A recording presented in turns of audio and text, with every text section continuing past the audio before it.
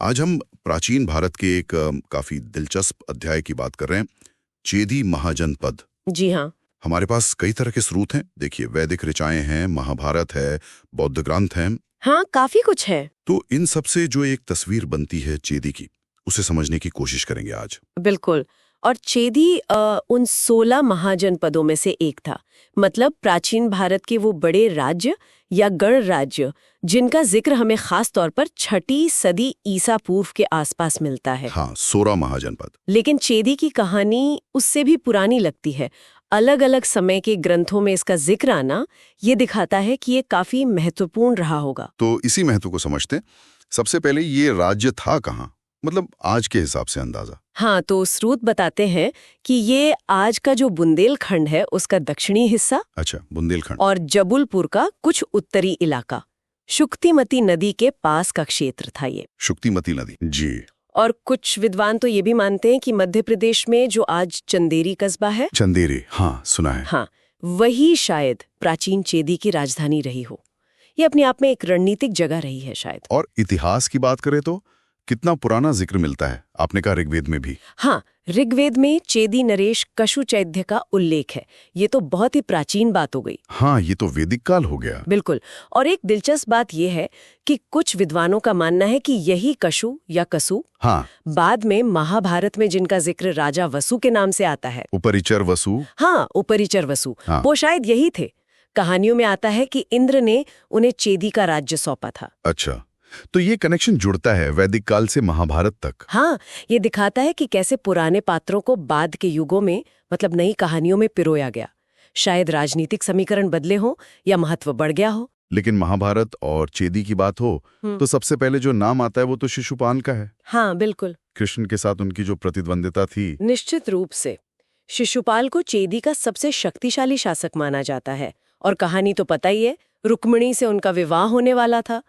लेकिन श्री कृष्ण ने रुक्मिणी का हरण कर लिया, तो वो दुश्मनी और गहरी हो गई। और अंत हुआ राजसूय यज्ञ में। ये हाँ, युधिष्ठिर का राजसूय यज्ञ। वो एक तरह से सम्राट की सत्ता स्थापित करने का अनुष्ठान था। हाँ। तो जब उस यज्ञ में श्री कृष्ण को सबसे ज्यादा सम्मान दिया गया, तो शिशुपाल ने भरी सभा में उनकी काफी निंदा की और उसी के बाद श्री कृष्ण ने उनका वध कर दिया। विष्णु पुराण जैसे ग्रंथों में भी शिशुपाल का जिक्र मिलता है। तो ये घटना उस समय चेदी के राजनीतिक वजन को भी दिखाती है। सही बात है। मतलब ये सिर्फ व्यक्तिगत दुश्मनी नहीं थी, उस समय की राजनीति, शक्ति संतुलन, ये सब जुड़ा था इससे। बिल्कुल। अच्छा, राजधानी की बात चल रही थी। शुक्तिमती नाम तो आया, पर कहीं कहीं सोत्थिवती नगर का भी जिक्र है। हाँ, शायद बहुत ग्रंथों में। हाँ, चेतिया जातक में। और देखिए, ऐसा अक्सर होता है कि प्राचीन शहरों के कई नाम मिलते हैं या राजधानी बदलती भी है। हाँ, हो सकता है। तो विद्वानों का मानना है कि ये दोनों नाम शुक्तिमती और सोत्थिवती नगर शायद एक ही जगह के हों। अच्छा। महाभारत में तो इसे शुक्ति साम्य भी कहा गया है। शुक्ति साहव्य जी। और एक और नगर का उल्लेख है, सहजाति। कुछ लोग मानते हैं कि आज के इलाहाबाद के पास जो भीटा है वो जगह हो सकती है।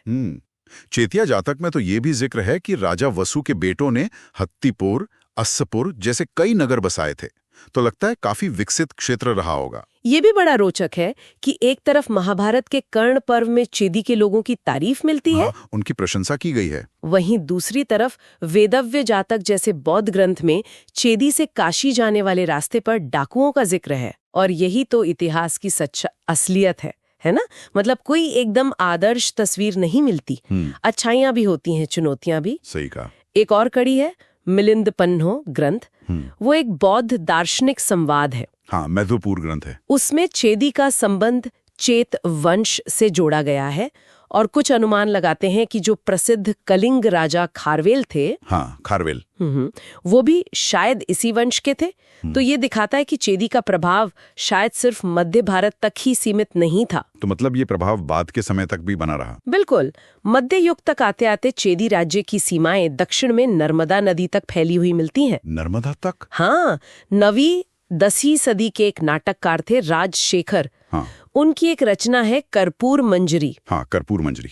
उसमें वो लिखते हैं कि नर्मदा नदी, रणविग्रह जैसे राजा और सुरानंद जैसे कवि, ये सब चेदी मंडल के आभूषण थे। वाह। तो ये दिखाता है कि चेदी की पहचान सदियों तक बनी रही। बाद में जैसे कलचुरी वंश ने भी इसी इलाके में काफी लंबे समय तक शासन किया। तो कुल मिलाकर अगर हम इन सारे सूत्रों को जोड़ें, वेद, महाभारत, पुराण, जातक कथाएं, बाद के साहित्य, हाँ, तो चेदी एक बहुत ही शक्तिशाली, प्रभावशाली महाजनपद के तौर पर सामने आता है, जिसका असर वैदिक काल से लेकर मध्य युग तक रहा। सही बात है। शुक्तिमती के किनारे बसा ये राज्य, शिशुपाल जैसे पात्र और इतिहास और साहित्य पर इसकी छाप, काफी गहरा असर है। बिल्कुल। और चेदी का अध्ययन हमें ये भी दिखाता है कि कैसे अलग अलग तरह के स्रोत, मतलब धार्मिक, साहित्यिक, ऐतिहासिक, ये सब मिलकर अतीत की एक ज्यादा सजीव तस्वीर बनाते हैं। ये प्राचीन भारत की राजनीति और समाज की जटिलताओं को समझने में मदद करता है। हाँ, ये सिर्फ एक राज्य का इतिहास नहीं है। नहीं, ये उस पूरे युग के भारत की एक झलक है। और आखिर में सोचने वाली बात ये रह जाती है कि चेदी जैसे राज्य, जो आज शायद नक्शे पर उतने साफ न दिखें, हाँ, वो अपने समय में इतने प्रभावशाली कैसे थे कि उनकी कहानियां हमारे सबसे महत्वपूर्ण ग्रंथों का, हमारे महाकाव्यों का हिस्सा बन गई। ये सवाल जरूर उठता है कि आज के दौर की कौन सी कहानियां, कौन सी शख्सियतें हैं जो भविष्य में इसी तरह याद रखी जाएंगी। क्या दर्ज हो रहा है भविष्य के लिए? गुजारिश है, अगर वीडियो अच्छी लगी हो तो लाइक करें, शेयर करें और सब्सक्राइब जरूर करें। और हाँ, बेल आइकॉन दबाना ना भूलें। हाँ, ताकि नए वीडियो सबसे पहले आप तक पहुंचे।